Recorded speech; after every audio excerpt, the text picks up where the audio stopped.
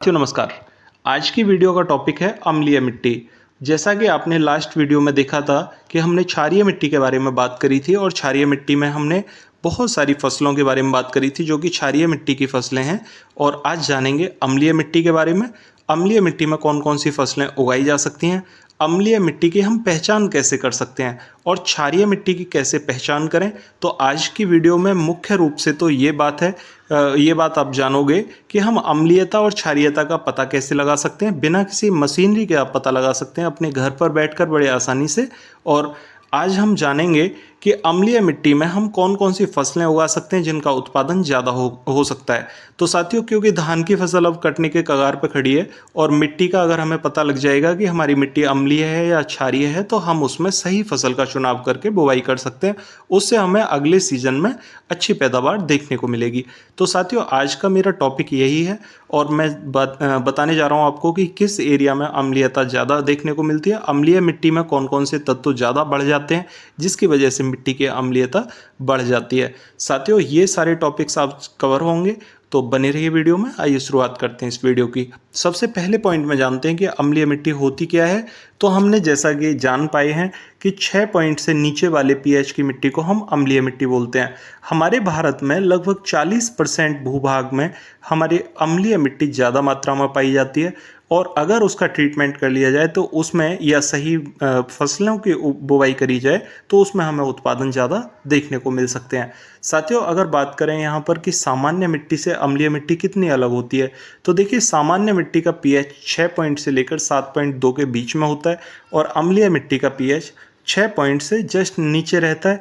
तो ये हमारी अम्लीय मिट्टी कहलाती है। साथियों, अम्लीय मिट्टी के अंदर सबसे बड़ी खासियत ये होती है कि ये पेड़ पौधों के नीचे या पेड़ पौधों के आसपास के एरिया में पाई जाती है। उसका कारण क्या होता है कि जैसे पेड़ पौधों से पत्तियां टूट टूट के गिरती हैं तो पत्तियों के द्वारा जितना भी पानी के साथ में पत्तियों का एक्सट्रैक्ट मिट्टी के अंदर मिलता है उससे एल्युमिनियम की मात्रा बढ़ जाती है और हाइड्रोजन की मात्रा मिट्टी के अंदर बढ़ने लगती है। उसकी वजह से मिट्टी में अम्लीयता के गुण आ जाते हैं और मिट्टी में जो क्षारीय मिट्टी में पैदा होने वाली फसलें हैं उनकी पैदावार अम्लीय मिट्टी में कम होने लगती है। और अम्लीय मिट्टी में जैसा आपने देखा भी होगा कि जहाँ पेड़ पौधे होते हैं उनके आसपास लगभग 8 से 10 मीटर के एरिया में कोई फसल अच्छे से ग्रो नहीं करती है, लेकिन अम्लीय मिट्टी में उगाई जाने वाली जो फसलें हैं वो अच्छे से ग्रो कर पाती हैं। ये मिट्टी की पहचान कैसे करें, तो बहुत सारे किसान साथियों की क्वेरी ये भी थी कि क्षारीय मिट्टी की कैसे पहचान की जा सकती है, अम्लीय की कैसे करी जा सकती है। तो सबसे पहले आपको एक गिलास लेना है। गिलास में लगभग 2 से 3 सेंटीमीटर नीचे अपनी मिट्टी खुदाई कर लेनी है। मिट्टी की खुदाई करने के बाद उस गिलास में आप ये मिट्टी डाल सकते हैं और मिट्टी डालने के बाद उसमें आपको मिट्टी की मात्रा से ज़्यादा यहाँ पर सिरका डालना होगा। गिलास में जब सिरका डालेंगे तो उसमें से बुलबुले निकलेंगे। अगर ये झाग बड़ी मात्रा में निकलते हैं, जैसे कि हम किसी भी गिलास में कोल्ड ड्रिंक पलटते हैं तो कोल्ड ड्रिंक पलटने के बाद में या नमक डालते हैं तो नमक डालने के बाद में झाग निकलता है, उसी टाइप से जब इस मिट्टी में सिरका आप डालेंगे तो इस मिट्टी में से बहुत बड़ी मात्रा में झाग निकलेगा। ठीक है, झाग अगर आपको ज़्यादा दिखाई देता है तो आप ये श्योर हो सकते हैं कि ये मिट्टी क्षारीय है। ठीक है, अगर आप गिलास में जब यहाँ पर सिरका डालेंगे तो मिट्टी में अगर कम झाग दिखाई देता है, एक सामान्य झाग जो है वो दिखाई देता है, तो आप कह सकते हैं कि ये मिट्टी थोड़ी मध्यम अम्लीय है। ठीक है, मतलब अम्लीय से थोड़ी ज़्यादा है और क्षारीय से कम है, मतलब ये सही है, नॉर्मल मिट्टी है। अगला पॉइंट, जब आप जैसे ही सिरका डालेंगे मिट्टी में, अगर उस मिट्टी में बिल्कुल भी झाग नहीं निकलता है तो आप यहाँ पर श्योरिटी के साथ कह सकते हो कि ये मिट्टी अम्लीय है। इसकी पहचान आप ऐसे कर सकते हैं कि पेड़ के नीचे जो पेड़ बड़ा हो और उसके नीचे की मिट्टी जहाँ भी हो उस मिट्टी में आप यहाँ सिरका डाल के देख लीजिए, उसमें झाग नहीं बनेगा। और जो मिट्टी आपकी ज़्यादा बार जुताई हुई हो और जहाँ पर आप यूरिया खाद का ज़्यादा यूज़ कर रहे हो वहाँ की मिट्टी को उठा के ला के जब आप उसमें सिरका डालेंगे तो उसमें झाग थोड़ा ज़्यादा देखने को मिलेगा। ये आप पहचान कर सकते हैं और ये नॉर्मल पहचान है, इससे आपको बहुत लाभ देखने को मिलेगा। अगर आपको लगता है कि आपकी मिट्टी क्षारीय है तो वहाँ पर आप क्षारीय की तरह ट्रीट करिए और जहाँ पर आपको मिट्टी अम्लीय लगती है वहाँ पर आप अम्लीय मिट्टी में ये फसलें बुवाई करेंगे तो आपको ज़्यादा लाभ देखने को मिलेगा। फसलें कौन कौन सी हैं? अगर आप धान की बुवाई करते हैं, देखिए धान क्षारीय में भी अच्छा हो जाता है, अम्लीय में भी अच्छा हो जाता है, बशर्ते कि पानी की मात्रा का हमें ध्यान रखना चाहिए। ठीक है।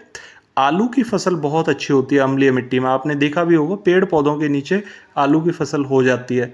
ठीक है। शकरकंद अच्छी हो जाती है, जई की फसल अच्छी हो जाती है, टमाटर बहुत बढ़िया होता है, पेड़ पौधों के नीचे टमाटर अच्छा हो जाता है, चकोरी बहुत बढ़िया हो जाएगी, कोई दिक्कत नहीं है। आम की फसल अच्छी होती है, काजू है, अनानास है, इस टाइप की। और मिट्टी के अंदर बैठने वाली जो फसलें हैं, जैसे चुकंदर हो गया, सलगम है, मूली है या गाजर है, इस टाइप की फसलों की अगर हम बुवाई करेंगे अम्लीय मिट्टी में तो अच्छी पैदावार देखने को मिलेगी। साथियों, अगर बात करें यहाँ पर टमाटर की, तो टमाटर अम्लीय मिट्टी को बहुत पसंद करता है, अम्लीय मिट्टी में टमाटर की पैदावार बहुत अच्छी होती है। अगला पॉइंट है यहाँ पर कि अम्लीय मिट्टी में बैठने वाली फसलें अच्छी क्यों हो जाती हैं। अम्लीय मिट्टी में बैठने वाली फसलें इसलिए अच्छी हो जाती हैं क्योंकि यहाँ हाइड्रोजन और एल्युमिनियम के तत्व ज़्यादा हो जाते हैं। इस वजह से पौधे की जड़ें जो हैं वो ज़्यादा बड़ी या लंबी नहीं हो पाती हैं और ज़्यादा बड़े एरिया में नहीं फैल पाती हैं, वो एक जगह सिमट के रह जाती हैं। तो जड़ें सिमटने की वजह से, लंबी ना बढ़ने की वजह से जड़ें कुछ आकार में सिमट जाती हैं और जो मोटा फूलने वाला कंद है वो बड़ा हो जाता है, फूलता है और उसमें कंद में ज़्यादा उत्पादन देखने को मिलता है। तो जनरल सा टॉपिक है कि जब कंद बड़ा होगा तो पैदावार ऑटोमेटिक ज़्यादा होगी। तो अम्लीय मिट्टी के अंदर हमें कंद को बढ़ाने के लिए बहुत ज़्यादा कोशिश करने की ज़रूरत नहीं पड़ती, नॉर्मल खाद में ही अच्छे कंद और बड़े साइज़ के हो जाते हैं। मिट्टी की अम्लीयता को कम करने के लिए हमें क्या करना चाहिए, तो एक सीज़न में यानी कि 6 महीने के अंतराल पर हम 50 किलोग्राम चूना 1 एकड़ ज़मीन में बुरकाव कर दें और पानी लगा दें नॉर्मल तरीके से। तो इससे हमारी मिट्टी की अम्लीयता कम होगी और हमें ज़्यादा अच्छे रिजल्ट देखने को मिलेंगे। साथियों, आशा करता हूँ आपको जानकारी ठीक लगी होगी। फिर भी अगर आपकी कोई क्वेरी हो तो कमेंट में ज़रूर पूछिएगा, मैं रिप्लाई करूँगा। और अगर चैनल पर नए आए हैं तो चैनल को सब्सक्राइब ज़रूर कर लें ताकि नई वीडियो का नोटिफिकेशन आपको सबसे पहले मिल सके। तो मिलते हैं फिर अगली वीडियो में, तब तक के लिए नमस्कार किसान साथियों।